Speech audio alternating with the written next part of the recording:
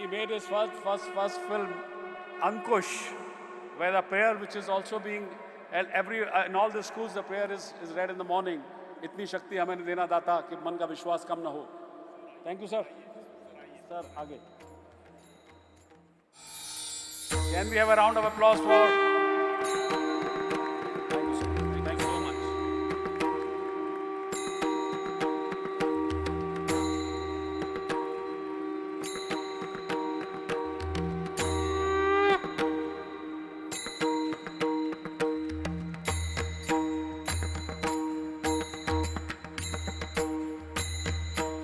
Thank you, sir. Thank you very much. Thank you very much for your presence in this very important summit. My friends, the next important speaker that we have among us is the Archbishop of Baha'i, the Secretary General of Catholic Bishops' Conference of India. Archbishop of Baha'i, he was ordained as the Prince of Bombay. He was incardinated to Roman Catholic Diocese of Baha'i. He was appointed Archbishop of Nashik. He was ordained as the Bishop of Oswald Cardinal Crisis and appointed the Archbishop of Roman Catholic Diocese of Baha'i. We are really honored to have the presence of Archbishop Felix Machado. Please put your hands together and welcome with a round of applause Archbishop Felix Machado ji.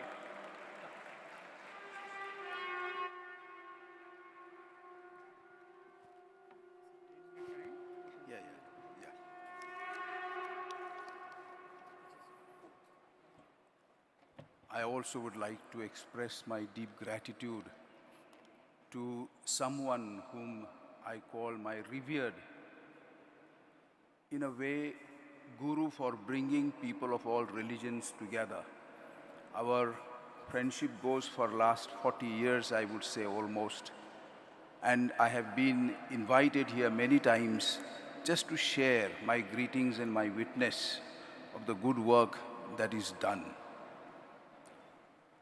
Dear friends, both on the dais as well as sitting in front of me, Namaskar. I stand before you filled with deep conviction that our earthly longing for peace, if we persevere in building it, can lead us to lasting peace. It is urgent that peace be given a chance. However, not just once, but repeatedly with renewed vigor. Young and old, rich and poor, learned and simple, keep asking, somewhat cynically, because of what they see around, will there be ever peace in our society and in the world? Uninterrupted and increasing scenes of hatred and violence seem to show no sign of abating. Rather, covert and overt armed conflicts continued against the background of the geographical and political tensions that exist in many regions of the world. This reality gives the impression that not only cultural diversity but also religious differences are causes of instability or threats to the prospect of peace. As religious leader myself, I keep asking, is it true that religions cannot become part of the solution? Should religions be always perceived part of the problem? We are meeting here with the best of intentions against the background of G20 summit, which will take place in a couple of days in our own country.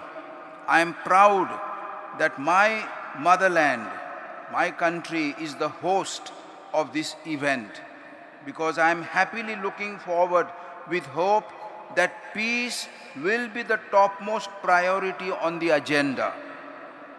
What is the point of good economic prospects if there is no peace in our hearts?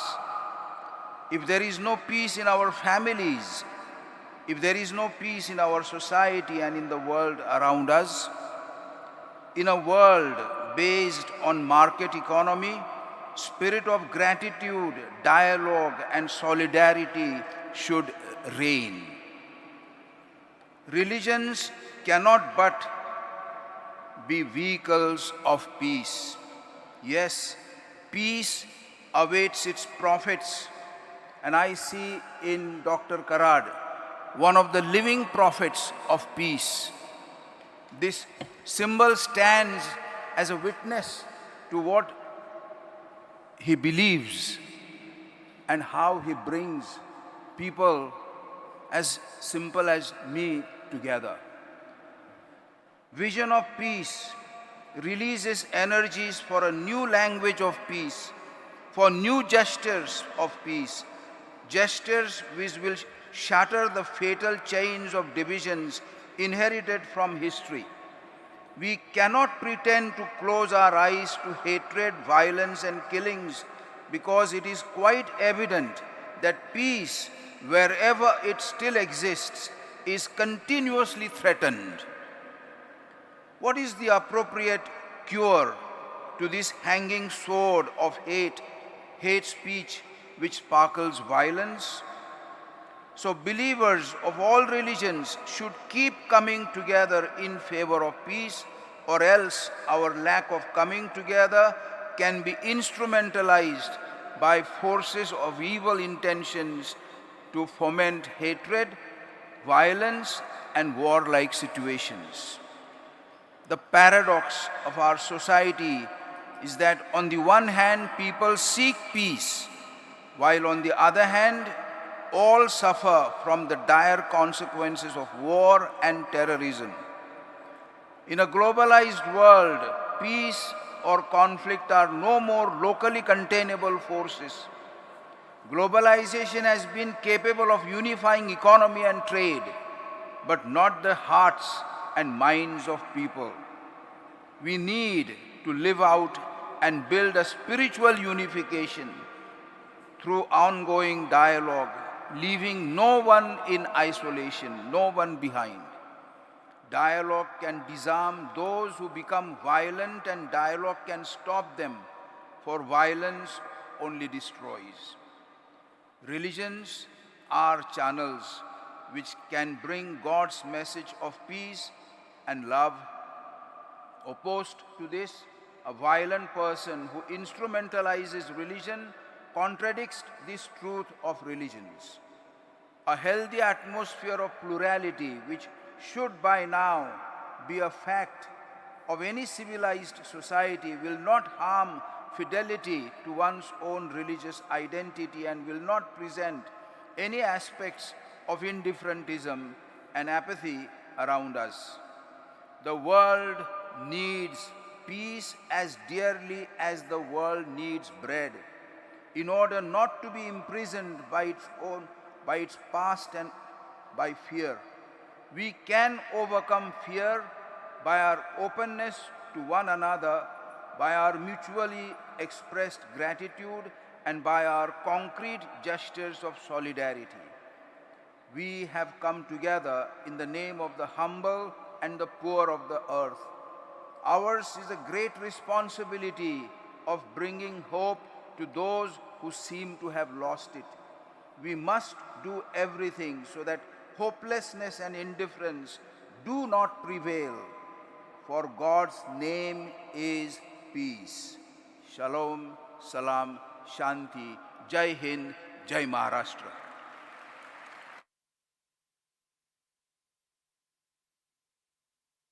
Thank you very much, sir, for your words of wisdom. My friends, I mentioned to you earlier this morning that when we had the World Peace Prayer, it was really a very, very beautiful sight in which we saw all the religious leaders present here on the stage were holding hands and praying to the Almighty for the world peace. And now, I'm going to invite our next special guest of this session, the spiritual leader of Muslims in Azerbaijan and member of Muslim Council of the Elders, spiritual leader Honorable Sheikh al-Islam Allah Shukur Barzadeh. My friends, he began his religious education in Lankaran and later pursued advanced studies in Uzbekistan, attending to the Mir-e-Arab Madrasa in Burkha and Tashkent State University, where he completed his religious education in 1975. Upon returning to Azerbaijan, he assumed several significant roles within the religious community, including acting secretary of Caucasus Muslim Office and leadership position at the Tazapir Mosque at Baku. In 1980, he was elected as the chairman of Caucasian Muslims Office and became Sheikh al-Islam, a position he had held for many years. Please put your hands together and welcome with a big round of applause, Sheikh al-Islam al-Shakur Parzadeh. Bismillah ar-Rahman ar-Rahim. Alhamdulillah Rabbil Alameen.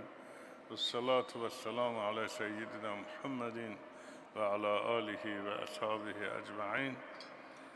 Uca Yaradan'ın adıyla muhterem Cenab Kol Dirham, muhterem Subhane Amrita Şuvari, Pananda Piri, Puri, değerli devlet, din, ilim ve içtimaiyet kadimleri. İlk növbədə Hindistanın G20 sədrliyi çərçivəsində 10-cu Dinlər Arası Foruma dəvətə görə minnətdarlığımı ifadə edirəm. Pune forumunun iştirakçılarına Azərbaycan Respublikasının Prezidenti Cənab İlham Əliyevin salamlarını və Azərbaycan xalqının xeyir dualarını çatdırmaqdan şərəf duyuram. Allah Teala Kur'an-ı Şerif'te içerimizde yaxşılığa çağıran, xeyirli işler görmeyi buyuran ve pis əməllərdən çekindiren bir cemaat olmasını bize tavsiye etmiştir. Bugünkü görüşümüzde məhz bu amalla milyonlarla insanları temsil eden din xadimləri bir araya gelmişler. Qədim mədəniyyət məskanı, sivilizasiyalar məkanı Hindistan torpağında bugünkü forumun münaqişələrə, terrorizmə, zorakılığa, irqi və dini ayrı seçkiliyə son qoymağa çatdırılması, sülhü və əmin-amanlığı tərənnüm etməsi, bəşəri narahat edən qlobal ekoloji problemlərə diqqət ayırması təqdiri layiq haldır. Hörmətli forum iştirakçıları, biz din xadimləri həmrəy olaraq dindən siyasi məqsədlərlə sui-istifadə hallarının, terrorun, nifrədə çağrışın, ksenofobiyanın bütün təzahürlərini dini məbədlərə və inanclı insanlara qarşı törədilən ekstremist hərəkətləri qətiyyətlə pisləməli, dini rəmzlərin, müqəddəsliklərin təhqir olunması hallarına qarşı etiraz səsimizi ucaltmalıyıq. Necə ki, Roma Papası Fransisk və Əl-Əzhərin baş imamı Şeyx Əhməd Təyyib arasında Abu Dhabi'də imzalanmış insan qardaşlığına dair sənəddə Məkkə bəyannaməsində Beynəlxalq Müsəlman Ağsaqqallar Şurasının məramlarında dünya və ənənəvi dinlərin liderlərinin Astana qurultayında dini liderlərin 2. Bakı samitində G20 dinlər arası forumlarının qəbul etdiyi bəyanatlarda bu məqamlar aydın təsbit olunur. Qəbul edilməlidir ki, təhlükə dindən deyil, dinin siyasiləşdirilməsi, din adından siyasi məqsədlər üçün sui-istifadə olunmasından irəli gəlir. Təəssüflə qeyd etmək istəyirəm ki, son zamanlar bəzi beynəlxalq dini təşkilatlar tərəfindən sülhə və ayışa xidmət etməyən xalqları qarşı durmaya təhrik edən ardıcıl bir tərəfli mövqe tutan qərəzli təbliğat aparılmaqla dövlətlərin daxili siyasətinə müdaxilə edilməkdədir. Bu xüsusda vurğulamağı vacib sayıram ki, hər hansı siyasi prosesə qiymət verən bütün beynəlxalq təşkilatlar, o cümlədən dini qurumlar ədalətin yanında olmalı, həqiqətlərə əsaslanan məlumatlara üstünlük verməli və düzgün yanaşma nümayiş etdirilməlidir. Hörmətli forum iştirakçıları, müqəddəs Kur'an-ı Kerim'de buyurulur ki, yeryüzü islah olunduqdan sonra orada fəsad törətməyin. Bugünkü forumun əsas mövzuları olan iqlim dəyişiklikləri, ekosistemin pozulması, qida və su çatışmamazlığı, müharibələr və nüvə təhdidi hər gün bəşəriyyəti, özəlliklə gələcəyimiz olan uşaqların təbii, insani hüquqlarını təhdid edir. Eyni zamanda insanlar arasında təcavüzə, zorakılığa və ayrı seçkiliyə təhrik edən nifrət çağırışları müasir texnologiyalar və sosial media vasitəsilə bütün dünyada geniş şəbəkəli sistem olaraq qlobal miqyasda müxtəlif ölkələrdə hərbi və soyqırım cinayətlərinə şövq edir.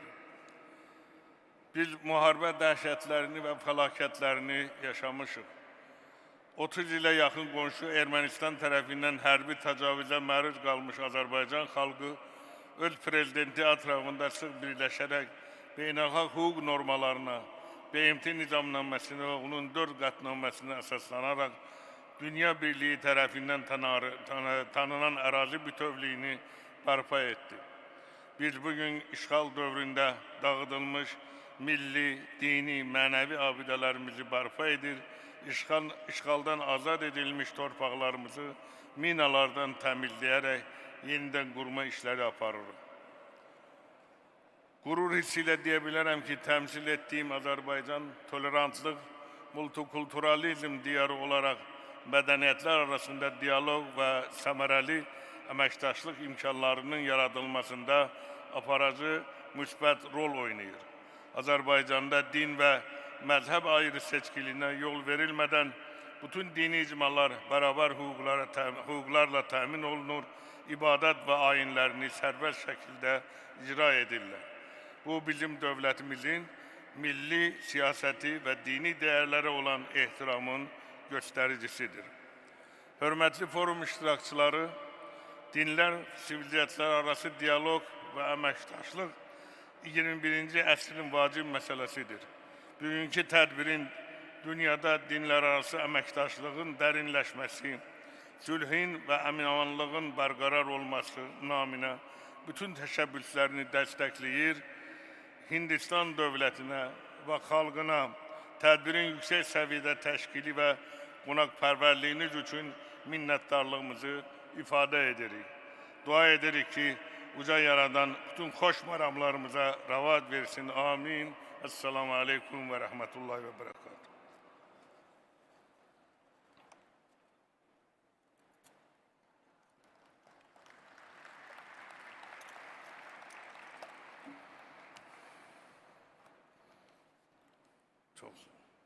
Thank you very much, Sheikh al-Islam al-Dashur Parzadeh. Thank you very much for sharing your thoughts and words of wisdom with us. Now, we have yet another representation of Baha'i community on stage, Madam Marzia Dalal. I would like to request her to kindly address the gathering. Please put your hands together and welcome with a round of applause, Madam Marzia Dalal.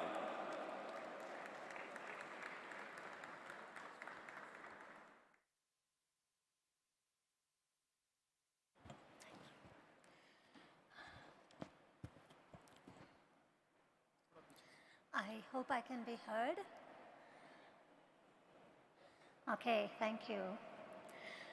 On behalf of the Baha'i community of India, it's my honor to convey its regards and greetings to the organizers of today's forum and to all the distinguished guests who are present.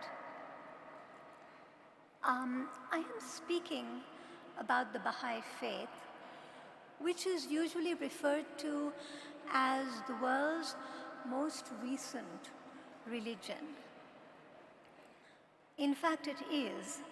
The Baha'i faith was established in the mid-19th century, in 1844. And those of us whose history is strong will know that mankind in the mid-19th century was rather primitive. And within 200 years, less than 200 years, we do not recognize the kind of history that we have evolved from. Social order, human rights, certain acknowledged standards of living are now universally acceptable, and they are not considered to be privileges anymore. It's interesting to know that even the Universal Declaration of Human Rights was only adopted as late as 1948. But since 1844, the Baha'i faith has been propounding principles and concepts which are a part of faith and religion that actually laid a very firm foundation for what we accept as normal human rights today.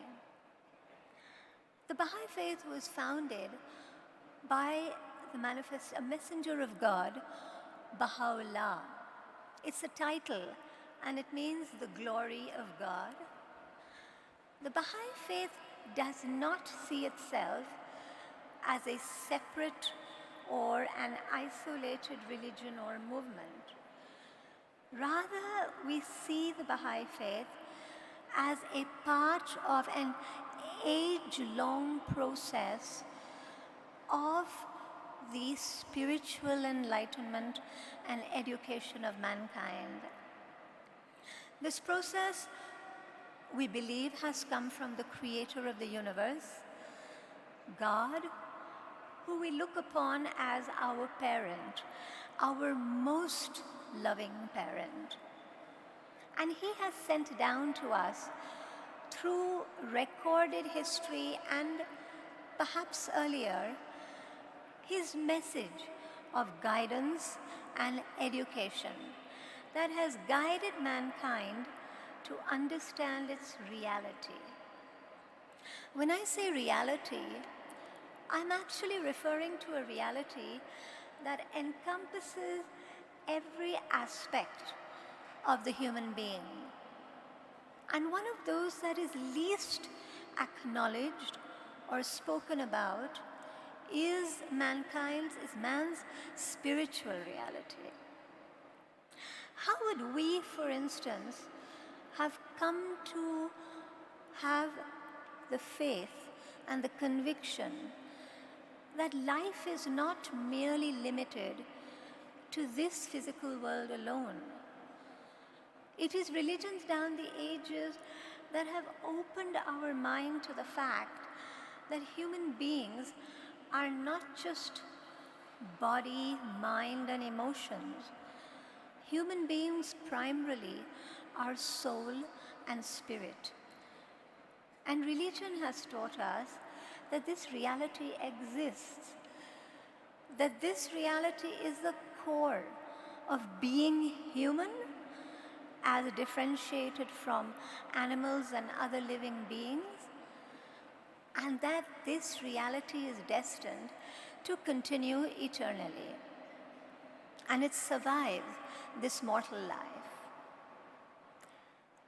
The principles of the Baha'i faith have been very forward-looking. Today, a lot of them have been accepted. But when we look back at the state of the world in the mid-19th century, only then can we truly appreciate the advances that have been made in terms of the principles that were established and given by Baha'u'llah at the time. The primary principle of the Baha'i faith is the unity of mankind. At a time when even the extent of our planet had not been fully discovered, the Baha'i community understood that it was created as a single entity, that mankind was one, always destined to be one. Indians are aware of the phrase Vasudeva Kutumbakam, which in a way has always turned our minds to the fact that mankind has a collective reality. This unity today is understood by the Baha'i faith not to be something that separates us, but which brings us together. And it brings us together despite all the many barriers that have been put up that try to divide us. Barriers of nationality, sadly barriers of religion, of birth, barriers of language spoken, barriers of belief. Of course, diversities exist. Diversities are good. Diversities allow the human race to progress. But diversities have to be subjugated to an understanding of our essential unity. And when we speak of unity, can we forget the one half of the human race that is not mentioned in the word mankind? And that's womankind, right? And so, amongst one of the most dramatic principles of the Baha'i faith in the mid-19th century was the proclamation that in this day and age, man and women were equal. Equality does not imply equality of roles. It is so clear that only the woman was created to be the mother, to be able to bear and give birth to the children. But the Baha'i principles very clearly separate status from position. And therefore, men and women have different roles in society, less and less so, one must say, but it does not affect the inherent equality of the races.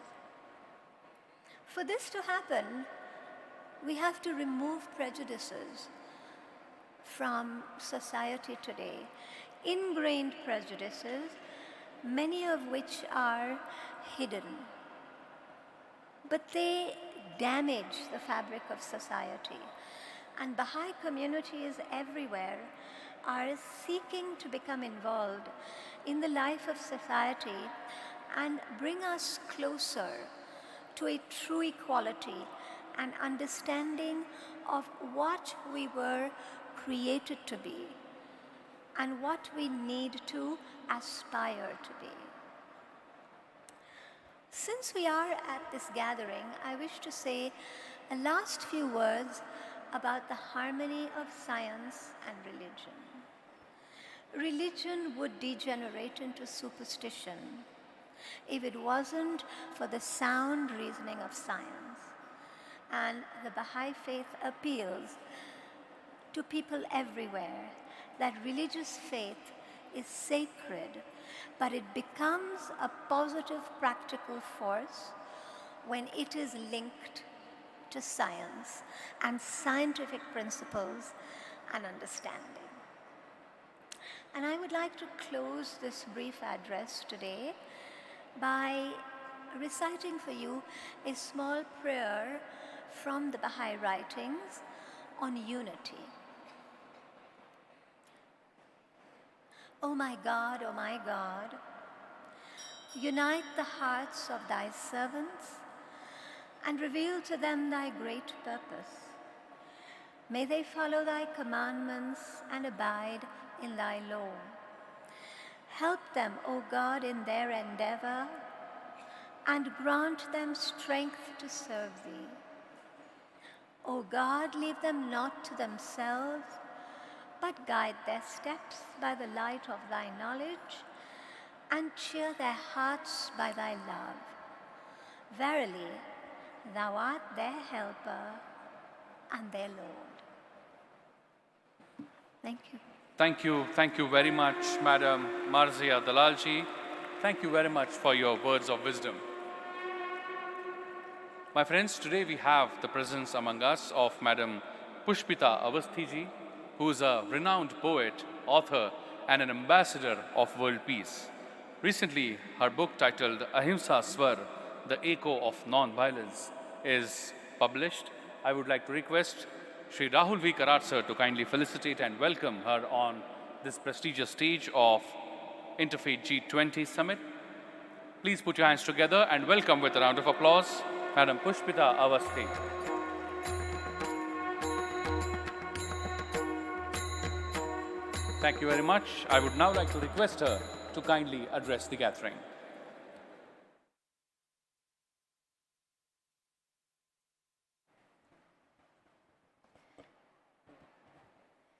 नमस्कार विश्व शांति के भक्तों और G20 के आराधकों, आप सब यहाँ एकत्रित जिस मिशन के लिए हैं, उस मिशन की शुरुआत जब ये वर्ल्ड पीस डोम बनना शुरू हुआ उसके पहले से मुझे लगता है कि विश्व में G20 के लिए जो देश इससे पहले सक्रिय रहे हैं और भारत के बाद जो देश सक्रिय रहेंगे, उन सब की केंद्र स्थली पूना का ये वर्ल्ड पीस डोम बनेगा, क्योंकि G20 के जो गुणसूत्र हैं, जो आदर्श हैं, जो लक्ष्य है, उन लक्ष्यों को बताने के लिए जो विश्व के आराधक और चिंतक हैं, जिनकी मूर्ति आप इस कक्ष में भी, इस भवन में भी और इस भवन के बाहर भी आप देख रहे हैं, ये सिर्फ मूर्तियां नहीं हैं, ये चिंतक पुरुष हैं, ये विचारों के महापुरुष हैं, जिनके भीतर विश्व की शांति धड़कती है, जिसको उन्होंने शब्दों में संचित किया है। इन मूर्तियों के माध्यम से और आप सब साधकों के द्वारा जो शब्द विस्फोट हो रहा है, वही G20 में जो सूत्रात्मक रूप से जो बातें कही गई हैं, मुझे लगता है कि वो अपना स्वरूप ले सकेंगी। इस विश्व शांति डोम के बनने पर मेरे भीतर जो प्रभाव पड़ा, उसको लेके मैंने किताब लिखी, अहिंसा के स्वर, इको ऑफ नॉन वायलेंस। इस इको ऑफ नॉन वायलेंस में heart beating of the non violence है, how to create in your heart the peace of heart beating. ये सारे शब्दों के साथ मुझे लगता है कि हम सब एक सही रास्ते पर हैं। पिछले माह मोदी जी जब पेरिस में गेस्ट थे, अतिथि थे, तो वहाँ पेरिस के प्रेसिडेंट ने उनसे कहा और उन्होंने अपने वक्तव्य में कहा कि भारत के पास विश्व के विकास के सूत्र हैं, भारत के पास विश्व के विकास की है, कुंजी है। अब पूरा विश्व इसे स्वीकार करने लगा है। अपने भाषण में G20 के अध्यक्ष ने आज संबोधित किया और कहा कि पूरा विश्व अब भारत की रिलीजियस शक्ति की ओर देखेगा, पूरा विश्व भारत की धार्मिक शक्ति की ओर देखेगा, क्योंकि भारत के पास जो धार्मिक शक्ति है उसमें विश्व के सभी धर्मों के गुणसूत्र हैं। उसमें सिर्फ एक धर्म नहीं बोलता है, विश्व के सारे धर्मों का अनहद नाद है भारत के धर्म में, भारत की शांति में, भारत के दर्शन में। भारत जब धर्म की बात करता है तो विश्व दर्शन की बात करता है, विश्व दृष्टि की बात करता है, जिससे हमारे और हम सब के विश्व गुरु विश्वनाथ कराड़ जी हैं। इन्हीं शब्दों के साथ मैं आप सबको धन्यवाद देती हूँ और मैं सोचती हूँ कि भविष्य में हम लोग G20 का जो सफल परिणाम होगा उसके साथ भविष्य में मिलेंगे। धन्यवाद। Thank you very much, madam. With this, my friends, we are coming towards the conclusion of this inaugural session, but now it is time for you to pay a little more attention towards the next instructions. My friends, after this session from this hall, we all are going to get split in 4 different halls. All these halls, or I would say gatherings places, are below one level of this same auditorium. Okay, you have to just get down one level below of this hall. There would be 4 concurrent sessions happening now. I repeat, there would be 4 concurrent sessions happening now. There are 4 venues for the same, namely Mahatma Gandhi Hall, Gautam Buddha Hall, Nelson Mandela Hall, and Joseph Smith Hall. In Mahatma Gandhi Hall, you will have religion, ethics, and technology. In Gautam Buddha Hall, you will have role of business in peace. In Nelson Mandela Hall, we will have discussion on women empowerment. And in the Joseph Smith Hall, we will have the discussion on social cohesion, stable societies, and religion. You are free to choose the topic.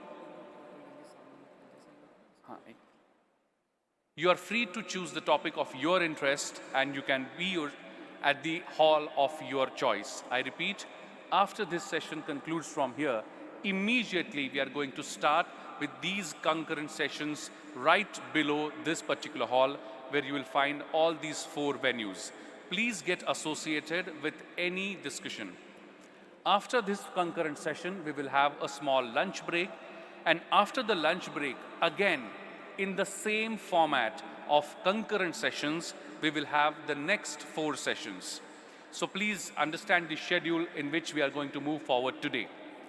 My friends, with this, I would like to request and invite the President of Interfaith G20 Summit, W. Cole Duramji, to kindly propose the vote of thanks. Okay, should we continue? Okay. So with this, my friends, we are coming towards the conclusion of this particular session. I request each one of you to please remain seated till further instruction, because we are going to capture a memorable photograph before we disassemble. I would like to request all the dignitaries to kindly come forward downstairs for the memorable photograph. और मैं सभी photographers से विनती करूंगा कि वे stage पे आ जाएं. सभी फोटोग्राफर्स से विनती है कि वे स्टेज पे आ जाएं. And I request all the dignitaries to kindly go downstairs for the group photograph.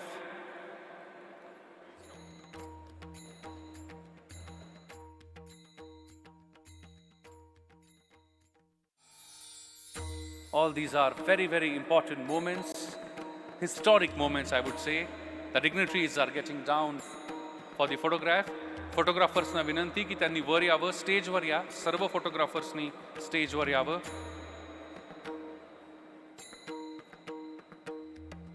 सर्व फोटोग्राफर्सना विनंती की त्यांनी स्टेजवर यावं.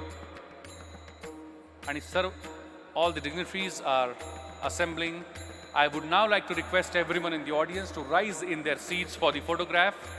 Please rise in your seats for the beautiful photograph.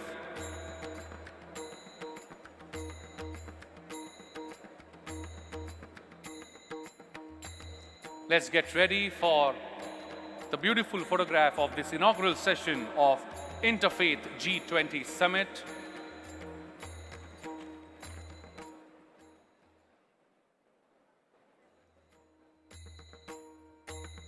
The photographers are ready, and we are capturing the picture-perfect moment of Interfaith Summit 2023, shaping world peace and sustainable development through interfaith harmony.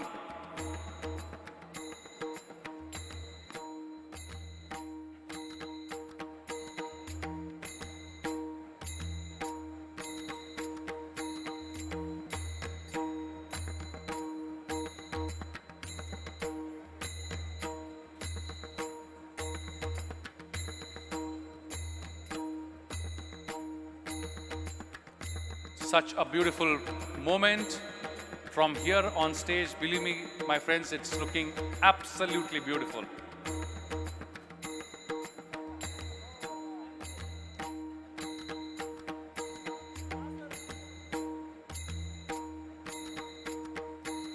Presence of such luminaries and everyone in the audience is has made this session a success. Thank you very much. We would now continue to the concurrent sessions. I would request to open all the doors so that audience can move downstairs one level below for the 4 halls: Mahatma Gandhi Hall, where we will have religion and ethics; Gautam Buddha Hall, the role of business in peace; Nelson Mandela Hall, women empowerment; and Joseph Smith Hall, social cohesion, stable societies and religion. I request to open the main gate